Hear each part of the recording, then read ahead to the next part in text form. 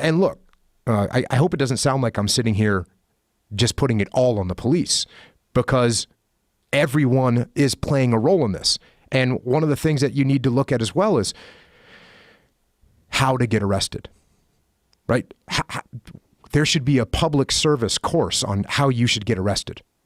This is what you should do. If the cops are pulling you over, if the cops approach you about something, here's what you should think. One of the things you should think is, okay, this cop may not be bad. This cop may be looking out for my welfare right now. That's a great, hopeful thought. The other thing that you have to think is kind of worst case scenario. This cop might be agitated. This cop might be looking for somebody that fits my description. This cop might have just been in a fight with his wife. He might have just lost a partner. There's a million bad things. Use that scenario in your head. Use that scenario in your head to contemplate how you're going to interact with a police officer, which is, you know what they're looking at? They're looking at your hands. You know why? Because that's where the threat comes from. The threat comes from your hands. So when you're making quick movement with your hands, don't do that. Listen to what they say. Move slowly when you move.